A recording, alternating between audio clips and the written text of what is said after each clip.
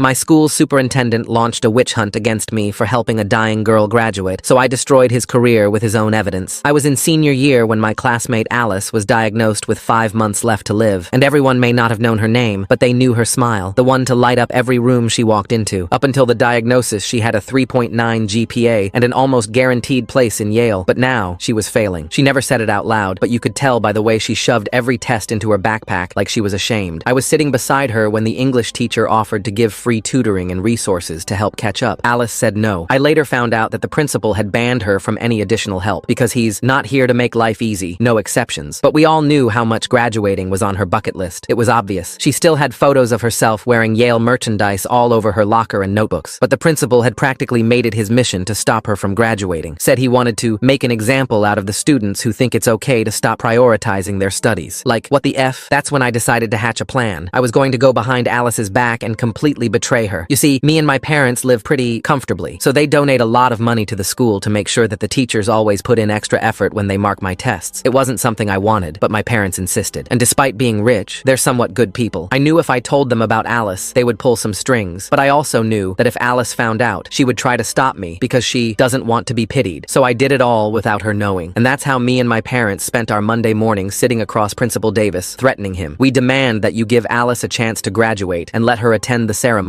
My dad's voice was so assertive that it even sent chills down my spine. Principal Davis responded, "I'm sorry, sir, but we can't allow that to happen. This school has a policy to uphold, and I don't want other students to get lazy. The girl has cancer, for crying out loud. In 5 months' time, she will be 6 feet under." My dad slammed his fist on the table. Principal Davis just sighed. "Sir, my hands are tied. Even if I wanted to do anything, I can't. The superintendent would never allow it. I would be fired." He then got this really sad look in his eyes, like he wished he could do more. That's when I finally understood that this wasn't just a fight against one man. It was a fight against the system, and time was ticking. Me and my parents walked out after that. Their faces were flat, completely deflated, but I wasn't done yet. You see, I knew Principal Davis would say no. I just needed the verbal confirmation so I could unfold the next part of my plan, an illegal meetup. The next morning, I went to Ms. O'Callahan, the guidance counselor, and told her everything. "I told you he'd say no," I said. She went silent. I just didn't realize we would have to take it this far. The room was so still, you could practically hear the walls breathing. When the bell rang, I left. But I knew Ms. O'Callahan took our plan seriously, because 3 weeks later, Alice's grades were back up. I watched as her face lit up when she got her test back. It was the happiest I'd seen her in months. You see, the guidance counselor pulled some strings so that Alice could get unauthorized tutoring from the best teachers in the nearby rival school. They were unlicensed to tutor and met in Alice's house, completely off-site from school grounds. But it still wasn't the happy ending she needed, because as I peered over at the paper, I saw her grade. It was a C-,